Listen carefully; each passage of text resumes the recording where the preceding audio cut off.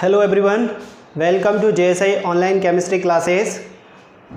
आज की क्लास में हम कॉलिगेटिव प्रॉपर्टीज़ में फोर्थ प्रॉपर्टीज़ की स्टडी करेंगे और दैट वन इज़ ऑस्मोटिक या ऑस्मोसिस प्रेशर।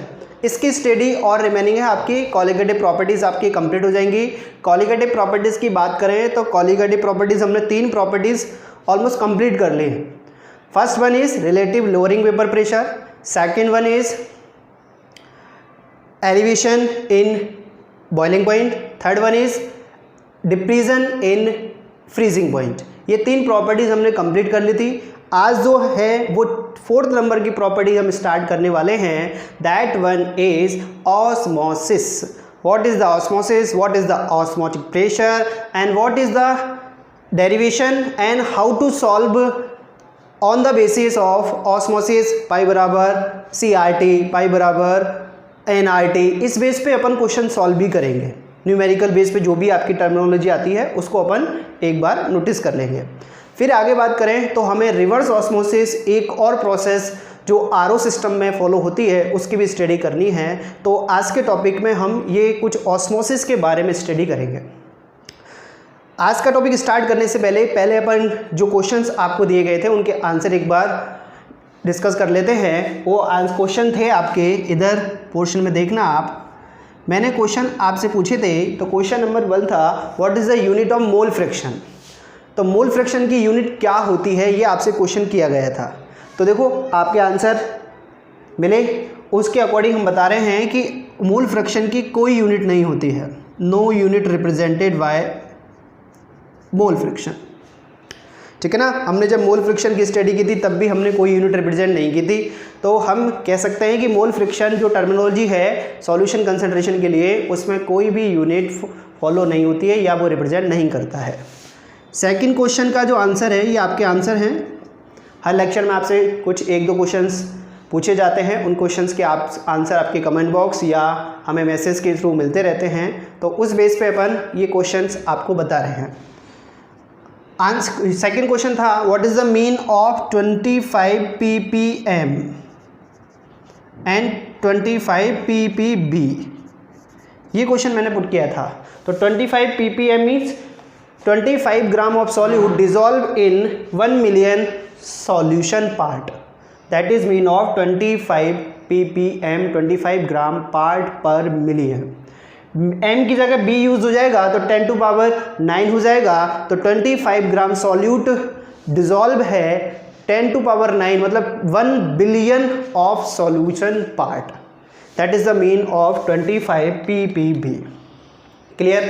तो ये क्वेश्चंस थे जो कि आपको आंसर बता दिए गए हैं। आज के टॉपिक में हम जो स्टडी करेंगे वो है आपका ऑस्मोसिस या ऑस्मोटिक प्रेशर। तो देखें स्टेप बाय स्टेप। हालांकि मैंने ऑलरेडी ही डेफिनेशंस रिटर्न कर दी है, जिससे अपना टाइम थोड़ा सा बचेगा और टाइम के बेस पे अपन और चीज़ें भी एक्सप्लेन कर पाएंगे। क्योंकि टॉपिक जब लैंग्वेज वाले आ जाएं तो वहाँ पर टाइम कंज्यूम करना पड़ता है। उन टाइम को आपको यूटिलाइज करना है कि how to utilise time and एक बड़े टॉपिक को छोटे से लेक्चर में किस टाइप से कन्वर्ट करें, अपन शॉर्ट एंड शूट वे में आपको कैसे एक्सप्लेन करें, उसकी यहाँ पर आपको रेफरेंस या आपको यहाँ पर ये रिप्रेजेंट किया गया है। तो ऑस्मोसिस हमको पढ़ना है। फोर्थ नंबर की प्रॉपर्टीज आपकी ऑस्मोसिस। इसके अंदर हम ऑस्मोटिक प्रेशर भी स्टडी करेंगे, इसके अंदर ही हम रिवर्स ऑस्मोसिस स्टडी करेंगे। तो फर्स्ट मैं डिफरेंस क्रिएट कर दूँ आपके लिए कि ऑस्मोटिक और डिफ्यूजन में क्या डिफरेंस होता है। कभी कभी कंफ्यूज होता है माइंड में कि यार ये डिफ्यूजन और ऑस्मोसिस सेम थिंग्स हैं, but this is not, they are completely different things. Diffusion एक अलग प्रोसेस है तो ऑस्मोसिस एक अलग प्रोसेस है। डेफिनेशन से ही आपका डिफरेंस क्रिएट हो जाएगा। वो डेफिनेशंस क्या हैं वो एक एक से अपन कंसीडर करते हैं। तो फर्स्ट वी स्टार्ट डिफ्यूज़न। देखो, a spontaneous movement of any substance from its higher concentration to lower concentration. इस वर्ड को ध्यान रखना, higher concentration to lower concentration. Higher concentration से लोअर कंसंट्रेशन की तरफ मूव करेंगे till the concentration is same throughout is known as a diffusion. कब तक वो फ्लो करेंगे जब तक कि दोनों साइड कंसंट्रेशन इक्वल ना हो जाए, that is called diffusion. Just for example मैंने एक आपको डायग्राम रिप्रेजेंट किया है। डायग्राम क्या एक्सप्लेन कर रहा है कि इस एपरेटस के अंदर गैस फिल की गई है, मतलब हायर कंसंट्रेशन गैस की इस साइड है, तो वेल नोन है विदाउट एनी एफर्ट ये मूव इस साइड होने लग जाएगा। ये गैस पार्टिकल इधर मूव करेंगे, धीरे धीरे इस साइड भी शिफ्ट होने लग जाएंगे, गैस पार्टिकल इधर भी आने लग जाएंगे। That process call is diffusion. अब ये कब तक होंगे? टिल, मतलब कब तक होंगे? जब तक कि दोनों तरफ या दोनों बोथ साइड सेम कंसंट्रेशन नहीं हो जाए। Is it clear? ये लिखा हुआ है ना स्पॉन्टेनियस। स्पॉन्टेनियस मीन्स अपने आप होने वाली रिएक्शंस, जिनमें कोई भी एफर्ट्स नहीं लगाने पड़ रहे, जिनमें कोई भी एफर्ट्स यूज नहीं हो रहे, मतलब ह्यूमन वर्क हो ही नहीं रहा। जब मैनुअल वर्क नहीं हो रहा है, that is process called spontaneous process. Is it clear? तो स्पॉन्टेनियस मूवमेंट में higher concentration to lower concentration की तरफ मूव करेंगे till the concentration is same throughout both side. This is called diffusion. ये कब तक मूव करेंगे? जब तक कि डिफ्यूजन होता रहेगा, जब तक दोनों तरफ कंसेंट्रेशन सेम ना हो जाए। इसके अपोजिट मैंने लिखा हुआ है आपको osmosis. What is the osmosis? Listen carefully. A spontaneous, मतलब ये भी एक स्पॉन्टेनियस प्रोसेस है, without efforts, without manual work के हो रही है। A spontaneous process flow of solvent molecule from lower concentration solution to higher concentration solution. समझ गए होंगे, मतलब lower concentration solution to higher concentration solution. वहाँ क्या था? Higher concentration to lower concentration, and this place is lower concentration solution to higher concentration solution. एक बात ध्यान रखना, only for solvent molecules. Solvent molecule ही मूव करेंगे lower concentration to higher concentration through ASPM, through ASPM। SPM is semi permeable membrane. एक पतली बहुत thin एक जाली लगी होगी, that is called SPM। Is it clear? तो ये सारी चीज़ें हमको देखनी है by step is called osmosis. A spontaneous process flow the solvent molecule from lower concentration solution to higher concentration solution through ASPM is called is osmosis. Osmosis मतलब पराशरण, हिंदी में बात करें तो that mean is पराशरण। अब देखो इस साइड मैंने एक सॉल्यूशन फिल किया है, इस साइड मैंने सॉल्वेंट फिल किया है, तो कंसंट्रेशन किधर ज़्यादा है पहले तो ये आइडेंटिफाई करो। कंसंट्रेशन इधर ज़्यादा है, कंसंट्रेशन इधर ज़्यादा है। देख सकते हो सॉल्यूशन की कंसंट्रेशन कैलकुलेट कर सकते हैं, सॉल्वेंट की नहीं कर सकते। इधर लोअर कंसंट्रेशन है, इधर हायर कंसंट्रेशन है। क्लियर? अब इस कंडीशन में कंसंट्रेशन जो कैलकुलेट होती है वो सॉल्यूशन में ही होती है। सॉल्वेंट में कोई कंसंट्रेशन, मतलब ये एक तो एक वाटर ही है, मतलब यहाँ पर water plus sugar, water plus NaCl, कोई ना कोई सॉलिड मॉलिक्यूल प्रेजेंट है, उसकी कंसंट्रेशन कैलकुलेट होगी। इस कंडीशन में होगा क्या, यहाँ से ये सॉल्वेंट पार्टिकल मूव करेंगे इस side, lower concentration to higher concentration की तरफ मूव कर रहे हैं इस SPM के थ्रू। SPM मतलब सेमी परमेबल मेम्ब्रेन के थ्रू कर रहे हैं। That process call is osmosis. और ये स्पॉन्टेनियस है, मीन्स यहाँ पर भी कोई एफर्ट्स यूज नहीं हो रहे। आपने दो एपरेटस लिए, सेपरेट कर दिया बाय द SPM, ये शिफ्ट होते चले जाएंगे अपने आप ही इधर, जब तक दोनों तरफ इक्वल क्वांटिटी ना हो जाए। क्लियर? तो that is the mean of diffusion and that is the mean of osmosis. And difference भी क्रिएट हो गया इन दिस हायर कंसंट्रेशन और lower concentration. In this lower concentration to higher concentration solvent molecule move करेंगे। Difference आप भी generate कर सकते हो, जैसे एक तो है ही है, और भी सुने। Second number, in this SPM not required. SPM की रिक्वायरमेंट रही कि इसमें नहीं रही। In this SPM required. Without SPM ये प्रोसेस नहीं होगी, SPM कंपलसरी है। अब SPM भी डिफरेंट टाइप का हो सकता है। SPM आपका K4 FeCN होल 6 इसका फॉर्मेशन हो सकता है। पोटेशियम फेरोसाइनाइड बोलते हैं इसको, तो इसका फॉर्मेशन कर सकते हैं अपन SPM का। जिलेटिन भी होता है आपका, कॉपर फेरोसाइनाइड भी होता है, इसके एसपीएम फॉर्मेशन कर सकते हैं। इसमें एसपीएम रिक्वायर्ड नहीं है, इसमें एसपीएम रिक्वायर्ड है। नेक्स्ट वन, ये गैस और लिक्विड दोनों में हो सकता है, मतलब डिफ्यूजन जो है वो आपके गैस पार्टिकल में भी होगा और लिक्विड पार्टिकल में होगा, but this one is only in liquid part, मतलब सॉल्यूशन कंडीशन में ही ऑस्मोसिस की प्रोसेस होगी, गैस कंडीशन में नहीं होगी। Clear difference third one. Next difference बात करें तो यहाँ पर अपन कह सकते हैं कि higher concentration to lower concentration की तरफ मूव की है, यहाँ पर कहें तो lower concentration to higher concentration move की है। ठीक है, नेक्स्ट वन की बात करें, इसमें सॉल्यूट और सॉल्वेंट दोनों ही मॉलिक्यूल्स मूव हुए हैं या फ्लो हुए हैं, उनकी मूवमेंट हुई है, कोई मैंने बाउंडेशन नहीं की है कि यहाँ केवल सॉल्यूट मॉलिक्यूल ही जाएगा या solvent molecule. Solute and solvent both are represent diffusion, but in that case in this only solvent molecule move from lower concentration solution to higher concentration solution। ठीक है ना, आप दो सॉल्यूशन भी यूज़ कर सकते हो, मैंने एक साइड सॉल्वेंट यूज़ लिया है, एक तरफ सॉल्यूशन यूज़ किया है, तो कोई इफेक्ट ऐसा कोई इशू नहीं है कि सर आपने यहाँ तो सॉल्यूशन राइट डाउन किया है, ये सॉल्यूशन। हाँ, आप सॉल्वेंट के प्लेस पे लोअर कंसेंट्रेशन वाला कोई सॉल्यूशन यूज़ कर सकते हो या हायर कंसेंट्रेशन वाला। क्लियर, तो ये डिफरेंस है आपका किसमें, डिफ्यूज़न में और ऑस्मोसिस। तो देखो एक बार ये डायग्राम बना लो, डेफिनेशन लिख लो और अपने बेस पे जितने भी मैंने पॉइंट बोले हैं उनके भी पॉइंट बना के आप डिफरेंस क्रिएट कर लें, जिससे आपके माइंड में सेट हो जाए कि what is the diffusion and what is the osmosis. And one more thing, एक ग्रीक वर्ड है ऑस्मोसिस। ऑस्मोसिस कहाँ से आया है, एक ग्रीक वर्ड है ये, जिसका मीन क्या होता है, पुश करना, दैट इज मीन ऑफ धकेलना, धक्का मारना, और केवल ये सॉल्वेंट मॉलिक्यूल को ही मूवमेंट देगा, सॉल्यूट मॉलिक्यूल को, क्योंकि इसके होल जो है, इसके अंदर छेद हैं वो बहुत ही माइनर हैं, बहुत छोटे हैं, उस कंडीशन में केवल सॉल्वेंट मॉलिक्यूल ही पास हो सकते हैं, सॉल्यूट मॉलिक्यूल या solute particle not separate by this. Is it clear? That is called osmosis process।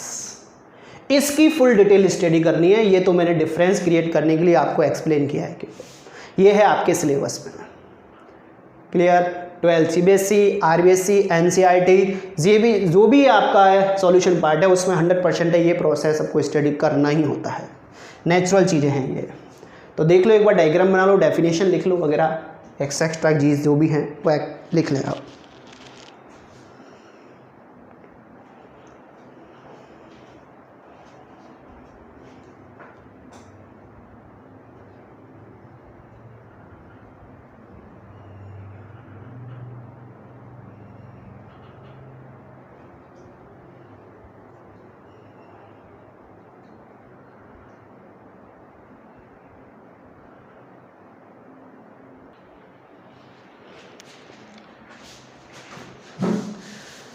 Osmosis pressure के बाद या डिफ्यूज़न और ऑस्मोसिस के बाद अपन आज स्टार्ट करते हैं ऑस्मोटिक प्रेशर या ऑस्मोसिस प्रेशर।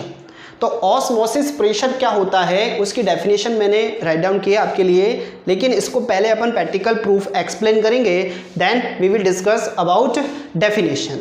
डेफिनेशन आप चाहें तो कॉपी पेस्ट कर सकते हैं फ्रॉम द बोर्ड। पहले आपको एक्सप्लेनेशन देता हूँ मैं कि क्या होता है, क्योंकि आपके माइंड में इसकी एक स्टोरी सेट हो गई तो आप डेफिनेशन खुद भी फॉर्मेशन कर सकते हो, कोई ज़्यादा एफर्ट वाली बात नहीं है उसमें। तो देखो,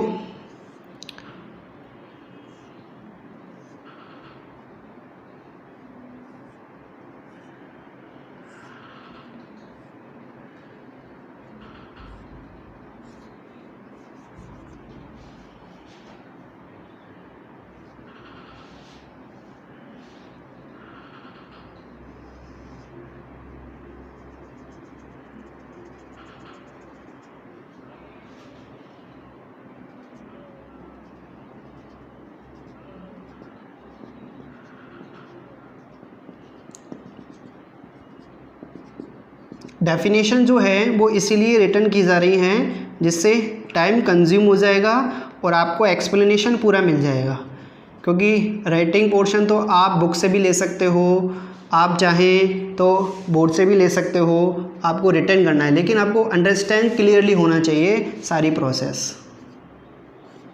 ये एक डायग्राम यूज़ किया है जिसमें एक साइड तो हमने फिल किया है low concentration solution and second side use किया हाई कंसंट्रेशन। तो वही कंडीशन में यूज़ कर रहा हूँ, इधर मैं यूज़ कर रहा हूँ solvent as a water and this side we use solution.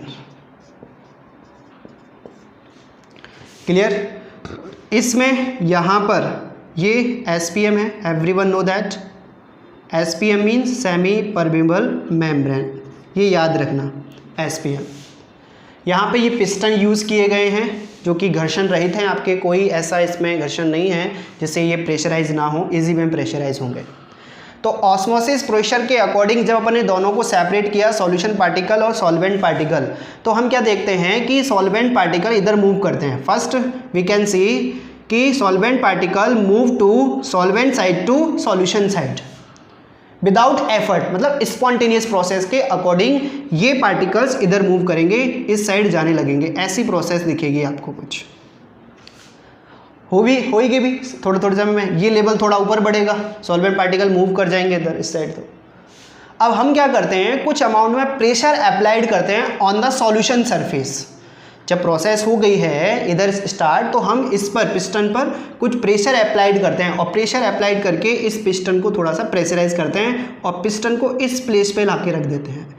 अब ये पिस्टन की न्यू पोजीशन आ गई, पिस्टन की न्यू पोजीशन आ गई। तो प्रेशराइज किया आपने ऑन द सॉल्यूशन सरफेस, तो प्रेशराइज होगा तो लेयर वाइज इस पे भी अप्लाइड होगा, ये प्रेशर अप्लाइड होगा तो यहाँ पे भी अप्लाइड होगा, मीन्स इस SPM पे भी प्रेशर फील होगा, जिससे सॉल्वेंट पार्टिकल जो इधर आ रहे थे उनके मूवमेंट पर इफेक्ट पड़ेगा, और मूवमेंट पे इफेक्ट पड़ेगा तो ये यहीं पर स्टॉप हो जाएंगे, मीन्स इधर से प्रेशराइज फील हो रहा है, they stop at the point.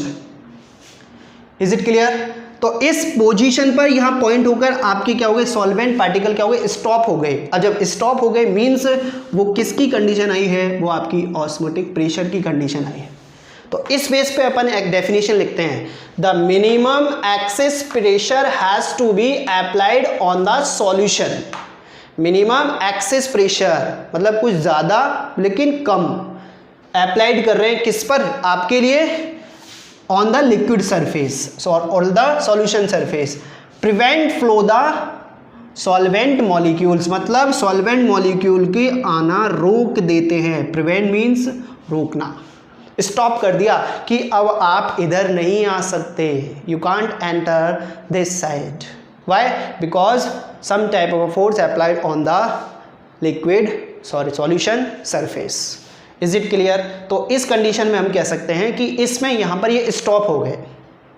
Prevent flow the solvent molecules into the solution through SPM, that process is called osmotic pressure, या that pressure is called osmotic pressure. Is it clear? अब यहां पे osmotic pressure की है, इसमें भी SPM required है। Without SPM osmosis होगा ही नहीं, पॉसिबल ही नहीं है। तो ये कंडीशन अपन को देखनी है। एक पहले एपरेटस ले लिया, उसमें एक साइड लो कंसंट्रेशन सॉल्यूशन, इधर लो कंसंट्रेशन है, इधर हायर कंसंट्रेशन है, ध्यान रखना ये बात। कभी कभी कंफ्यूजन आता है, सर इधर तो सॉल्वेंट पार्टिकल ज़्यादा, इधर हायर कंसंट्रेशन होना चाहिए। हायर कंसंट्रेशन होना चाहिए जानते हैं, लेकिन हम सॉल्यूशन की कंसंट्रेशन की बात कर रहे हैं। कंसंट्रेशन जो टर्म आती है वो सॉल्यूशन में आती है, ना कि सॉल्वेंट में आती है। सॉल्वेंट में तो सॉल्यूट को डिसॉल्व किया जाता है, देन बिकम सॉल्यूशन, उस सॉल्यूशन की अपन कंसंट्रेशन कैलकुलेट करते हैं। क्लियर? तो ये ध्यान रखना। तो एक साइड हमने सॉल्वेंट सेपरेट किया, एक साइड हमने सॉल्यूशन। तो फर्स्ट हमने देखा कि सॉल्वेंट पार्टिकल मूव होते हैं किस side, solvent to solution side. ऐसी प्रोसेस कंटिन्यू चलती रहती है। उस फेज पे इस कंडीशन में हम थोड़ा प्रेशर अप्लाइड किया, जब प्रेशर अप्लाइड किया तो हमको इतना प्रेशर यहाँ पे यूज़ किया, मिनिमम अमाउंट में प्रेशर करना है, ज़्यादा अमाउंट में भी यूज़ नहीं करना कि यहीं सेपरेट इधर शिफ्ट हो जाए सारे। ठीक है। तो इस कंडीशन में होगा क्या, इतना प्रेशर अप्लाइड किया तो ये सॉल्वेंट जो पार्टिकल इस साइड आ रहे थे वो यहाँ पर प्रिवेंट हो गए, मतलब स्टॉप हो गए, एंट्री हमने रोक दी उनकी कि आप विदाउट परमिशन आप नहीं आ सकते हैं, ठीक है ना। वही कंडीशन यहाँ पर है, इस कंडीशन को बोलते हैं prevent condition. That pressure is called osmotic pressure या ऑस्मोसिस प्रेशर।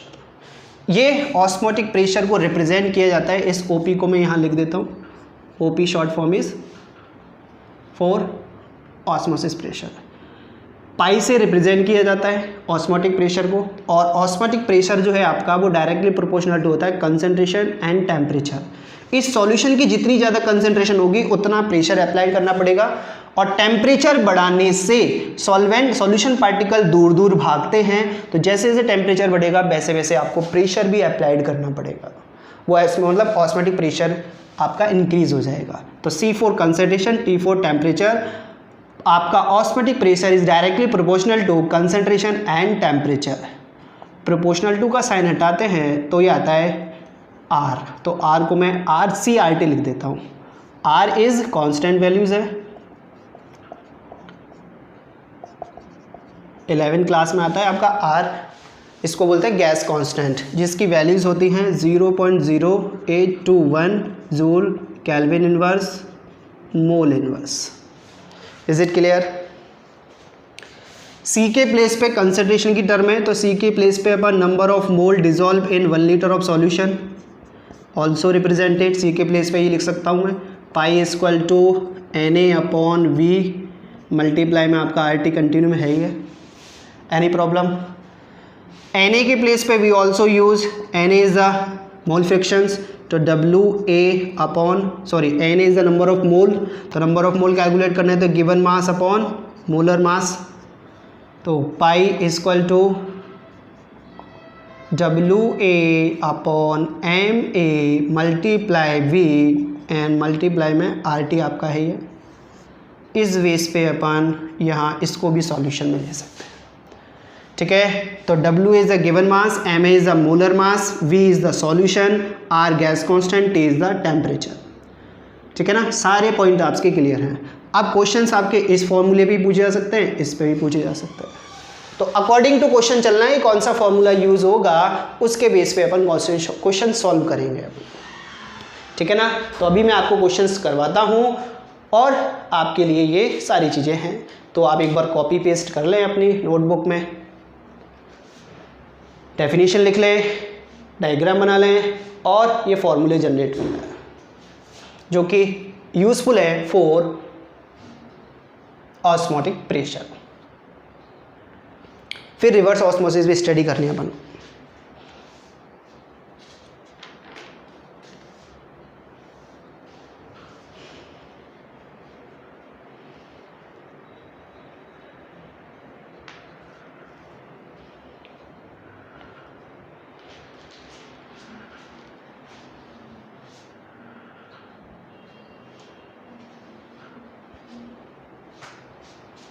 लिख लिया,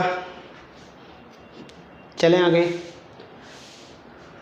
देखो मैं ये सारी चीज़ें, ये डायग्राम तो मैं रफ नहीं कर रहा हूँ, इरेज नहीं कर रहा हूँ, क्योंकि इसमें ही अपन को रिवर्स ऑस्मोसिस भी एक्सप्लेन हो जाएगा। मैं सिर्फ यहाँ पे फॉर्मूले रफ कर रहा हूँ और आपको क्वेश्चन दे रहा हूँ, उस बेस पे क्वेश्चन आपको सॉल्व करना है।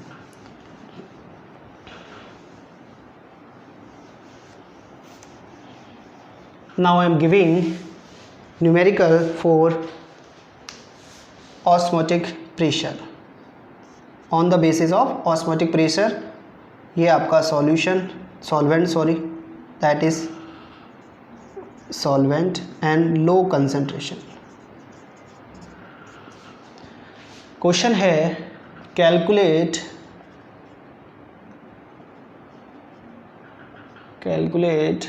the osmotic pressure at 0 degree centigrade temperature for 5% urea solution। Calculate the osmotic pressure at 0 degree centigrade temperature for 5% urea solution। इस क्वेश्चन को आपको सॉर्ट आउट करना है। ठीक है, और किस क्वेश्चंस के बेस पे होगी या किस बेस पे आपको सॉल्व करना है ये आपको मैं बता देता हूँ, बाकी के कैलकुलेशन वगैरह आप खुद कर लेना। देखो गिवन क्या है, पहले तो temperature 0 degree centigrade means 273 kelvin, कोई प्रॉब्लम नहीं है। कंसंट्रेशन जो टर्म दे रखी है that one is 5%। Concentration term कितनी दे रखी है आपको, concentration term is 5%। 5% means 5% WV, मतलब 100 ml सॉल्यूशन में आपका 5 ग्राम क्या प्रेजेंट है। ये कंसंट्रेशन अपन कंप्लीट कर चुके हैं जब अपन ने सॉल्यूशन की टर्मिनोलॉजी स्टार्ट की थी। तो 5 ग्राम सॉल्यूट प्रेजेंट है 100 ml of solution. Is it clear? तो इस कंडीशन को अपन कंसंट्रेशन टर्म यूज़ कर ली। पाई आपसे कैलकुलेट करवा रहा है, आर की वैल्यूज फिक्स है ही हैं 0.0821 joule kelvin inverse mole inverse. Is it clear? ये सारी वैल्यूज़ आपको गिवन है, तो फॉर्मूला यूज़ होगा pi equal to WA upon MANV। तो सारी वैल्यूज़ मैं यूज़ करता हूँ, तो WA की वैल्यूज़ 5, R की वैल्यूज़ 0.0821, T की वैल्यूज़ आपको पता ही है 273 एंड MA की वैल्यूज़, MA किसके लिए, किसका सॉल्यूशन बना हुआ है, यूरिया का। तो यूरिया का फॉर्मूला NH2CONH2, यूरिया का फॉर्मूला होता है, that one is urea formula. ठीक है, इसका आप टोटल मॉलिक्यूलर मास निकालोगे ना तो 60 आएगा। इसका टोटल कितना होता है 60। सबका टोटल कर सकते हो, नाइट्रोजन का, हाइड्रोजन का, कार्बन का, ऑक्सीजन का, सबका टोटल कर लेना आप, 60 आएगा। तो 60 मल्टीप्लाई सॉल्यूशन कितना है 100 ml, इसको सॉल्व करोगे आपका आंसर आ जाएगा। That is called 5% urea solution. Osmotic pressure calculate कर लिया अपन। तो फॉर्मूले बेस्ड क्वेश्चन तो आपको 100% आने चाहिए। जो भी कुछ और भी एक्स्ट्रा जी या कंसेप्चुअलाइज क्वेश्चन आते हैं तो उनको अपन बाद में डिस्कस कर लेते हैं, और आपके लिए इंपॉर्टेंट चीज़ें जो भी रहेंगी वो सब आपको एक्सप्लेन की जाएंगी पॉइंट बाइज पॉइंट। तो देख लो एक बार।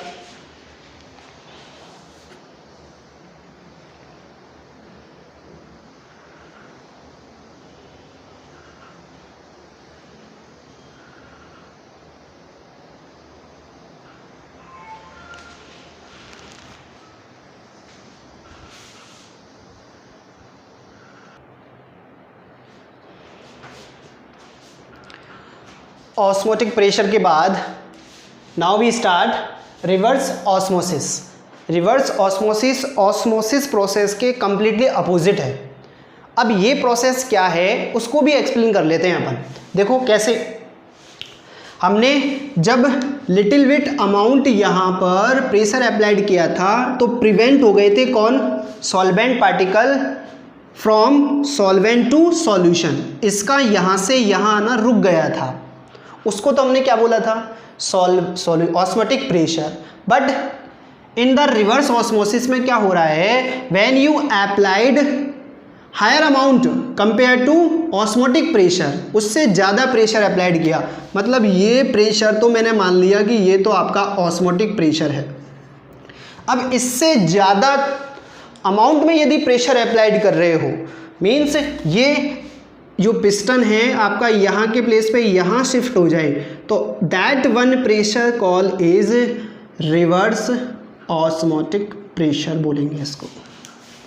उस कंडीशन में होगा क्या कि जब प्रेशर आपने ऑस्मोटिक प्रेशर से ज़्यादा अप्लाई किया है ऑन द सॉल्यूशन सरफेस, तो इसमें जो सॉल्वेंट पार्टिकल हैं अब वो शिफ्ट हो जाएंगे किस साइड, प्योर सॉल्वेंट की साइड।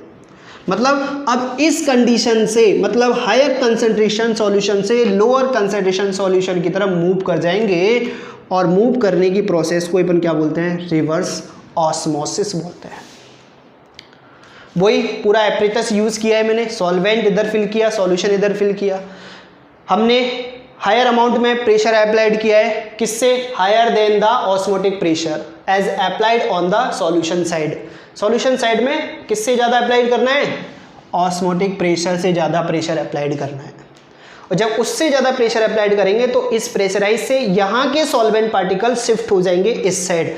अब मूवमेंट किधर हो रहा है, इस side, that process called reverse osmosis.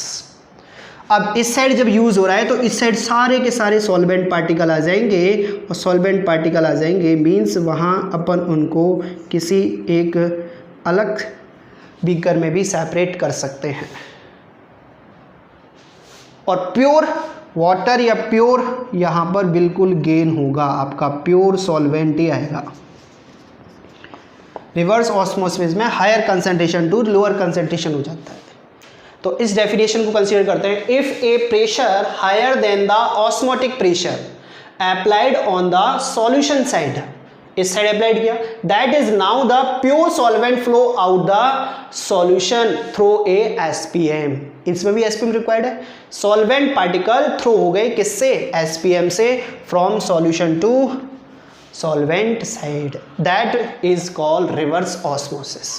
अब ये पूरी प्रोसेस आपके आरओ सिस्टम में होती है, जो घर में आरओ सिस्टम लगे रहते हैं ना, उसमें होती है। उसमें पहले तो पानी फिल किया जाता है, उसमें स्पीड से हाई प्रेशर अप्लाइड करके रिवर्स ऑस्मोसिस की प्रोसेस कराई जाती है, जिससे जो भी उसमें इम्प्योरिटीज़ हैं, जो भी उसके सॉल्यूट पार्टिकल हैं, जो भी उसमें नॉन वोलेटाइल सॉल्यूट प्रेजेंट हैं, वो सब इस एसपीएम से इस साइड ही रह जाएंगे।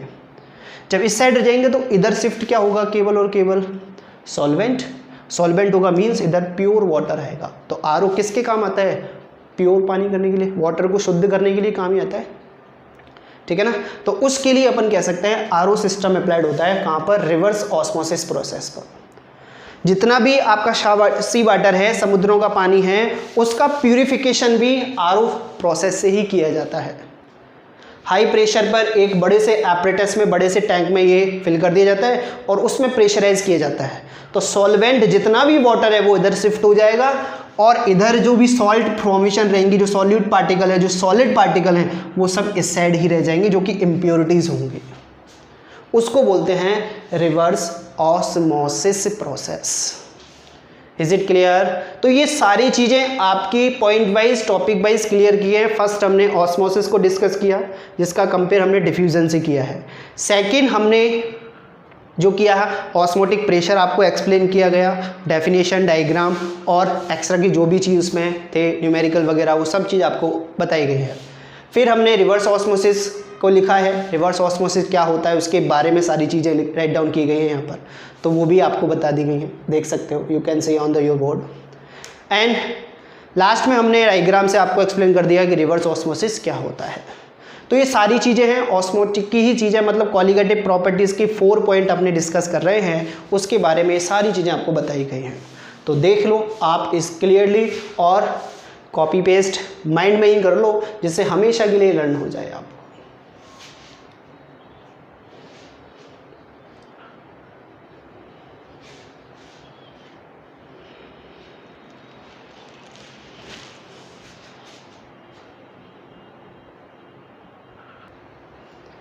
ऑस्मोसिस, ऑस्मोटिक प्रेशर और रिवर्स ऑस्मोसिस के बाद 3 टाइप के सॉल्यूशन का अपन आज डिस्कस करने वाले हैं। That one is hypertonic, hypotonic and isotonic, ठीक है ना। तो इन 3 सॉल्यूशन में क्या डिफरेंस है, इनके बारे में क्या इसका एक्सप्लेनेशन है, या इसके क्या हैं ये तीनों सॉल्यूशन, जिसके एक्सप्लेनेशन बेस पे प्रैक्टिकल प्रूफ अपन यहाँ पर एक्सप्लेन कर रहे हैं। Is it clear. तो first hypertonic, hypertonic means with solution that osmotic pressure is higher compare to other solution. Means कोई 2 सॉल्यूशन हैं, पाई 1 एंड पाई 2, तो इस कंडीशन में एक पाई 1 का ऑस्मोटिक प्रेशर ज़्यादा है, that solution call is hypertonic solution. Is it clear. तो उस कंडीशन में हम कह सकते हैं कि क्या प्रोसेस होगी या क्या प्रोसेस नहीं होगी वो देखें। इस कंडीशन में क्या होगा, पाई 1 इज लेस देन पाई 2 हो जाएगा, तो ऐसी सिचुएशन मिलेगी। यहाँ पर क्या होगा, पाई 1 इज इक्वल टू पाई 2 हो जाएगा, यहाँ ऐसी सिचुएशन मिल जाएगी। 2 सॉल्यूशन की कंडीशन की बात कर रहे हैं, जिसका ऑस्मोटिक प्रेशर ज़्यादा है दैट इज कॉल्ड हाइपरटोनिक, जिसका ऑस्मोटिक प्रेशर कम है that is called hypotonic, and दोनों के ऑस्मोटिक प्रेशर सेम है that is called isotonic solution. ठीक है। तो हाइपरटोनिक दो सॉल्यूशन की बात होगी और कंपेयर कर रहे हैं अपन पाई 1 और पाई 2 के बेस पे। तो ये डायग्राम फॉर्मेशन करो आप, फिर मैं आपको एक्सप्लेन करता हूँ।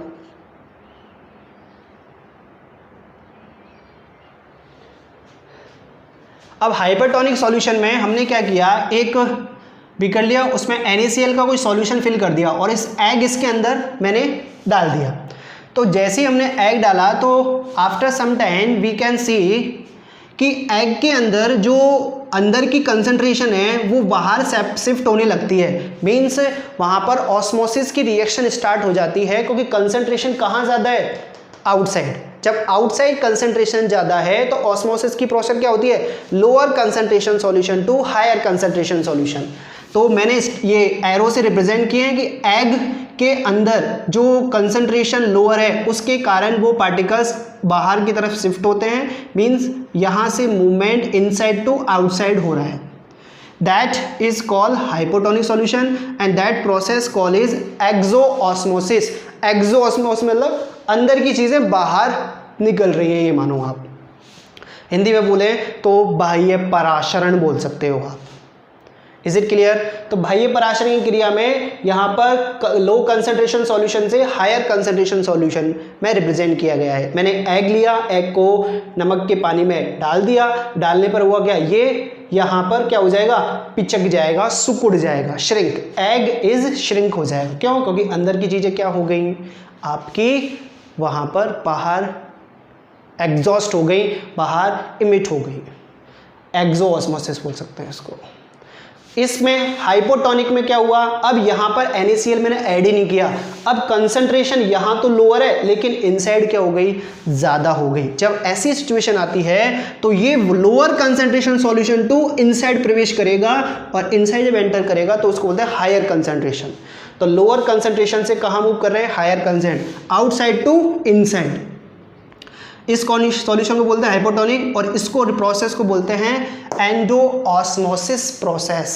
मतलब आउटसाइड की जो पार्टिकल, जो सॉल्वेंट पार्टिकल है वो शिफ्ट हो रहे हैं कहाँ पर, इनसाइड में। तो ये एग है जो फूल जाएगा, श्रिंक, स्वेल हो गया। ये स्वेल मतलब फूलना, फूल गया है अब, एग इन स्वेल। तो बिल्कुल क्लियर हो गया। हाइपोटोनिक में पिचक जाएगा, सुकुड़ जाएगा, श्रिंक हो जाएगा। हाइपोटोनिक में फूल जाएगा या कह सकते हैं बड़ा हो जाएगा compare to before. Is it clear? Isotonic में दोनों ही कंडीशन सॉल्यूशन की क्या होंगी, इक्वल होंगी, इनसाइड भी आउटसाइड भी। तो ना तो इसमें एक्सोऑस्मोसिस होगा ना ही एंडोऑस्मोसिस होगा।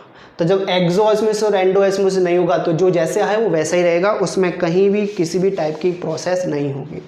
तो ध्यान रखना, हाइपरटोनिक, हाइपोटोनिक एंड आइसोटोनिक। इसमें एग के प्लेस पे आप अंगूर, किशमिश, RBC ये भी यूज़ कर सकते हो।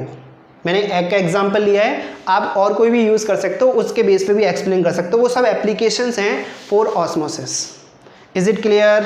तो ये आपकी आज की जो सारी चीज़ें हुई हैं वो ऑस्मोसिस के बारे में हुई हैं। सब कुछ सारे आपके डाउट क्लियर किए गए हैं अबाउट ऑस्मोसिस।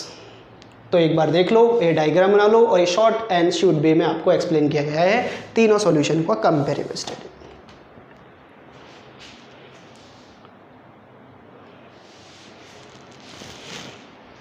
और आज का एक क्वेश्चन आप लिख लें, और ये क्वेश्चन आपके लिए ऑस्मोसिस के बारे में ही दे रहा हूँ मैं। और वो क्वेश्चंस क्या है सुनना ध्यान से, कि ऑस्मोसिस की बात करें तो अपन देखते हैं जब भी अपना गला खराब हो जाता है या गला बैठ जाता है तो कह सकते हैं कि जब गला खराब हो गया तो आवाज़ नहीं निकलती, तो उस कंडीशन में आपको नमक के पानी के गरारे करने की एडवाइस दी जाती है। क्यों दी जाती है, व्हाट इज़ द रीज़न? ये रीज़न आपको मेरे को कमेंट बॉक्स में देना है कि ऐसा क्या है कि उसमें नमक के पानी के गरारे करने से गला ठीक हो जाता है या जो पहली वाली पोजीशन थी वो वापस आ जाती है। उसका रीज़न आपको किसके बेस पे देना है, आपको ऑस्मोसिस के बेस पे देना है। Clear? Thank you very much for your online chemistry classes. Keep study, keep safe and continue your study with JSI Foundations.